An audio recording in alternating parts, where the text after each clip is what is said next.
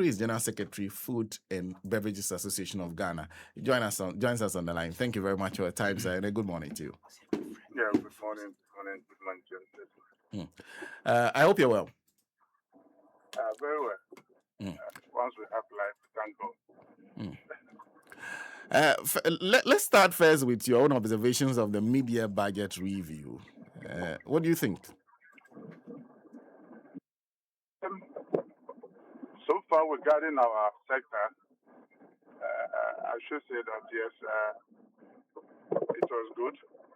There have been certain reliefs that we think it will go a long way to support the industry. And therefore, we have to do our bit also to make sure that we get the best that is expected of us. So, no concerns from the budget? Where the concerns are, we need to engage GRA further for them to be able to look at it as it is. Because we expected that something like water, it will be announced that the excise duty on water will be removed. Because we don't see why we need to put water under the scope of excise duty. Because that is the local production, not the imported. The local production, we have so many taxes already being deployed. Bottles that they use, that's the PET bottles. And then also, if you look at the VAT that is also imposed on, it's also another form of tax. And then you come to the excise duty. And we think for everything that has to be done, water should not be under the scope of excise duty because the reasons given by the regulators, the government itself, the GRA, does not support water to be under the scope because we are trying to put water as a healthy product, and that is the only thing that gives life. So we don't see why we should let water be under the scope of the excise duty. So we expected it to be removed. So we engage further. But going forward, where we think there was a bit relief, if you look at the removal of the 20% on fruit juices, it's not a blanket removal because when you import, you pay. But if you are doing a local production, that is where that will be waived. And therefore, those doing the sodas and beer, what it means is that there is also a relief there, but then we are looking at the local components. So if you are using the local raw materials to produce your beer, definitely there's going to be a reduction in that area. So we think that it's fair because most of these breweries that we have and then the distilleries, most of them are using local products in doing that production. So if you take beer, for instance, if you take malt, those who are brewing malt, not putting flavors and other things together. But then if you are doing a proper brewing, definitely the sorghums and other things that you use, there could be a relief over there. So it's all geared towards making sure that the import that comes in through the illegal means will be reduced. And we need to fight that to reduce, to make sure that our local manufacturers also survive. So we are going to, especially the smuggling area concerning this product, and then we'll be able to at least meet the GRA.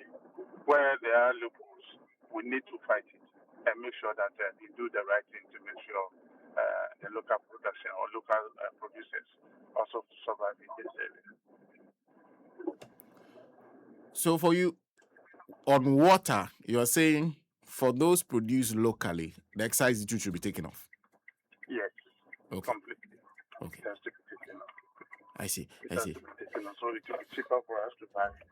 Because when you go to the shop where the retail end is, what you are paying should be the VAT, the value added tax, not excise duty.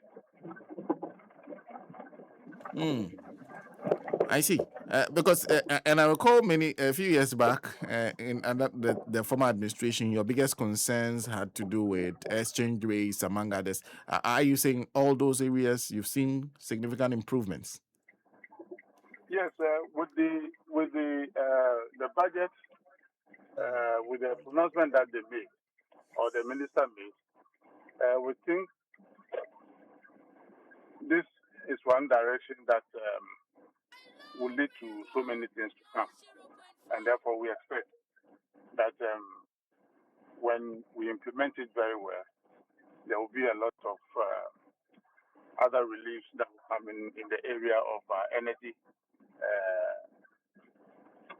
sector for the local production, and then also looking at producing healthy products for consumption. Those ones too will be looked at because if you are producing to encourage healthy production within the industrial space, obviously you need to be giving certain incentives so that it will encourage manufacturers to also deploy. But if you look at it, sometimes it has to do with the regulators trying to design a plan in terms of nutrition, nutritional foods that we need to produce. So what goes into it? We need to give certain reliefs for people to be able to go into that space and produce a healthier product. Because if we say we need to raise the excise duty to discourage consumption, there's no statistics that shows that anytime that you increase excise duty or taxes, consumption goes down. Rather, it goes up. But the issue that we need to address are not being addressed. And that is why the excise duty is coming in. So there's no need imposing heavy excise duty, but rather looking at the solution, what we can do so that the manufacturer can then produce what the nation want them to produce.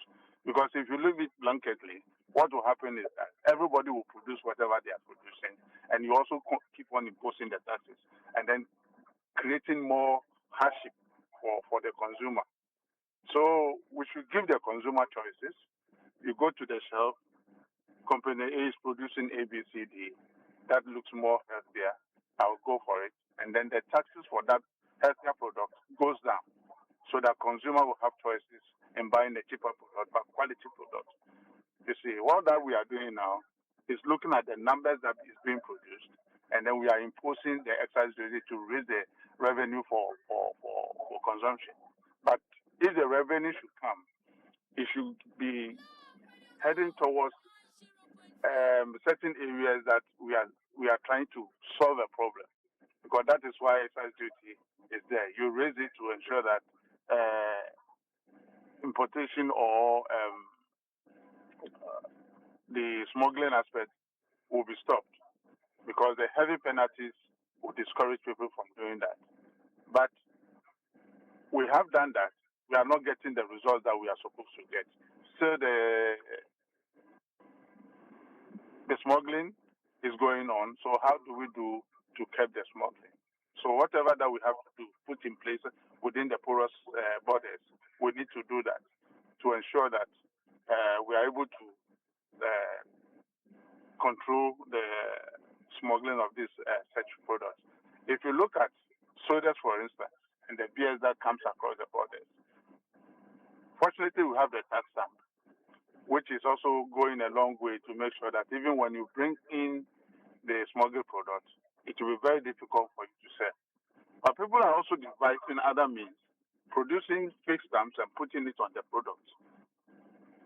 You see, if it happens like this, how do you address the situation? So we have to enforce the law as it is. Those who are caught in this act, either the company is closed down or they are heavily fined to discourage, because the heavy fine will not make you go and do the same business again. So we need to look at the balance to make sure that at least we are getting the results that we want. But if we leave it as it is because we have imposed certain taxes, then obviously no work will be done. And the problem that we are trying to solve will not be solved. So if we are imposing the taxes, no matter how heavy and the penalties are, we should go ahead and punish punitively to make sure that they are discouraged from doing that. Well, thank you. Thank you for speaking to us this morning. Thank you very much. Mr. Samuel Aggrey is General Secretary, Food and Beverages Association of Ghana, join us on the line and sharing his thoughts with us. So, two concerns he has, both has to do. In fact, the most important one has to do with. He says we're using the excise duty to discourage a particular behavior, imports. But he said people are finding their way out of that. People are finding alternative means of dodging, either dodging the excise duty or finding a way of still bringing in the products.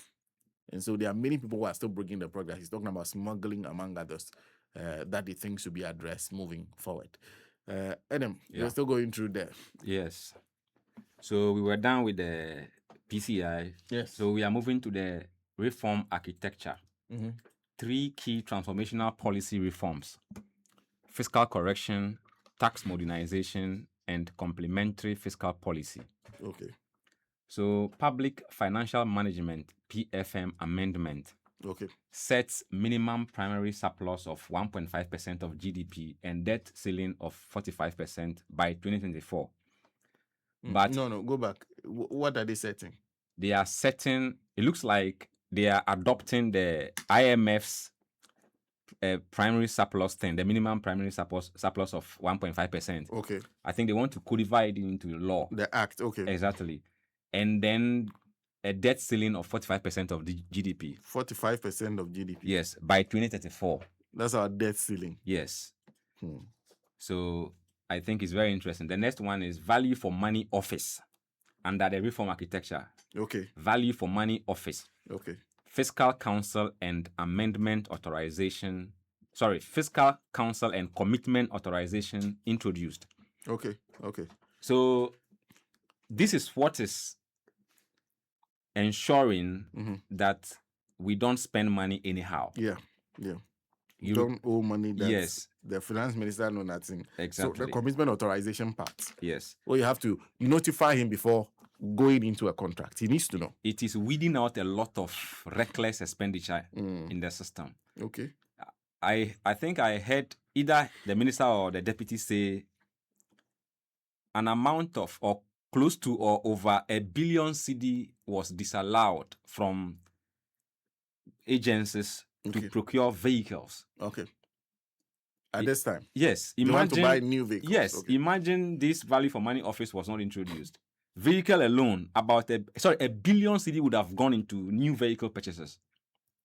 And because of this office, this was disallowed. Okay. This is just one item. There are a lot of items disallowed because of this office. So I think this office's introduction is working magic. Okay. So we've heard of commitment authorization. We've heard of value for money office. Yes. They are also doing the fiscal council. Yes. They are also amending the PFM Act. Yes. Okay. Next is tax policy, relief plus compliance. Government abolishes a number of taxes. The e-levy, betting tax, COVID-19 levy, emissions levy, and VAT on motor insurance. Okay. VAT reforms reduced effective VAT rate from 21.9% to 20%. Yeah. And raised VAT threshold to 75,000 Ghana cedis. Yes. Non-oil tax revenue increased from 12.6% of GDP in 2024 to 13.1% in 2025. Despite abolishing taxes. Okay. This is very interesting. Non-oil tax revenue increased, even though a number of taxes were abolished. Yeah. That's impressive.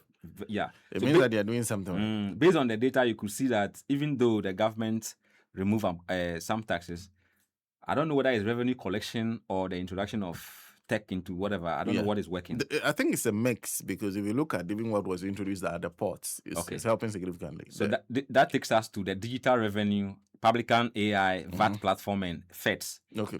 Publican AI increased assessed customs collection by over 300 million USD from pilot to 17 July 2026. Okay. 300 million US dollars. Yes. Should I take that again?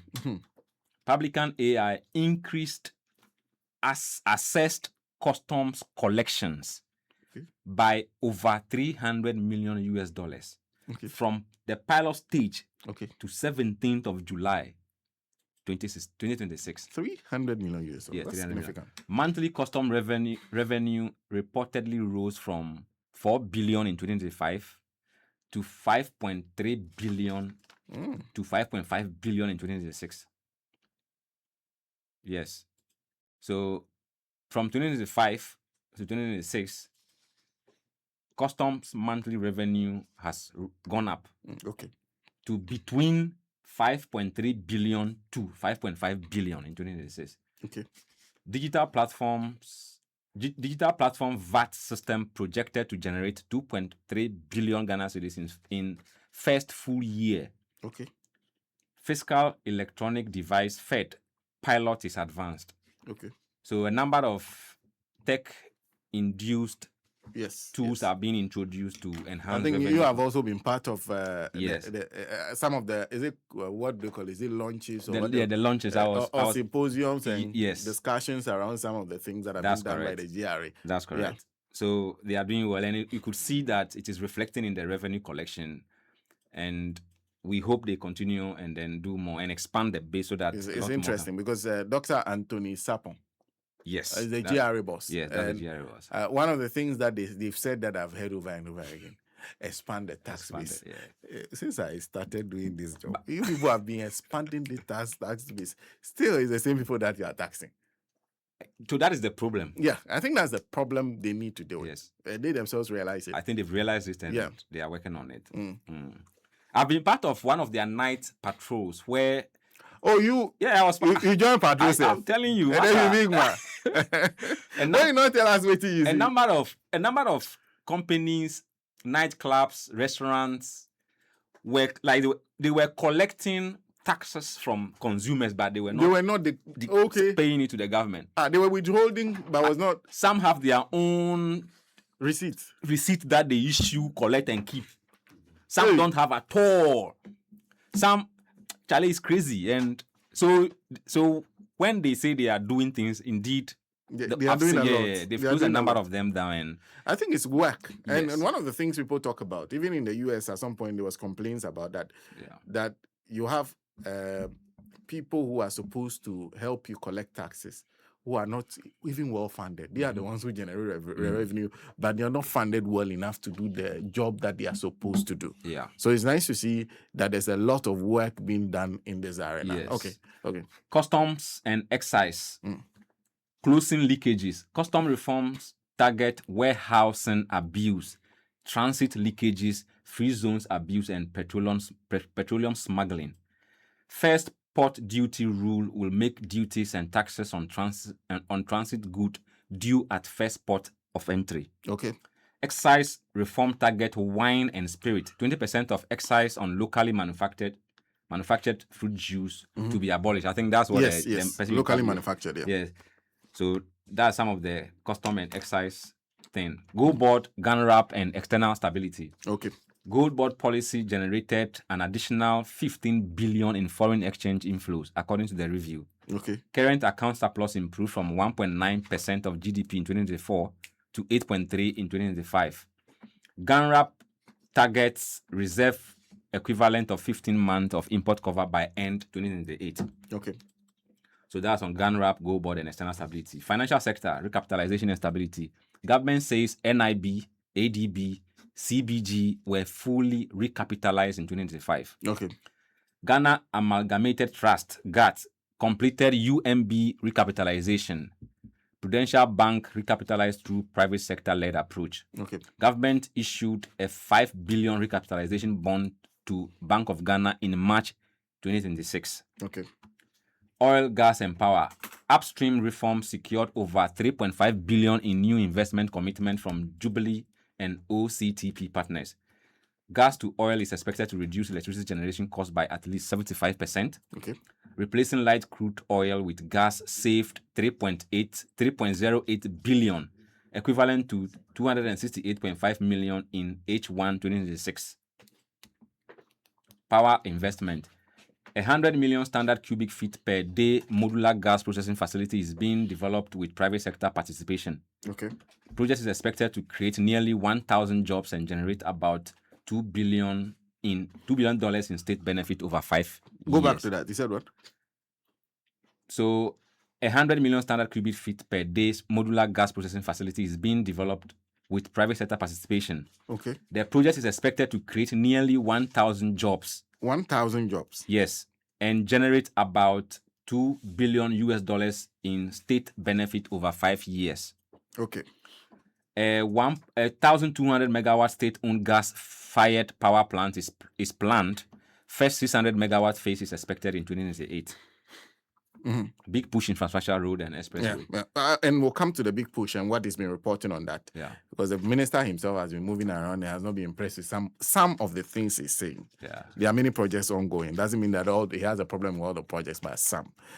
So exactly what did he have to report in the media budget review in terms of the implementation of those road projects? Let's go and speak to Newell Watson, who is a France-based accountant. Joins us on the line. He's a lecturer also. Good morning. Thank you very much for your time and a good morning to you. Yeah, good morning, Senna. I hope everything is fine. I'm doing. I hope you are too. Yeah, I'm okay over here. Yeah. And it's nice to have you on the line. First, let's start with your own observations of the media budget review. What you're reading. Okay, thank you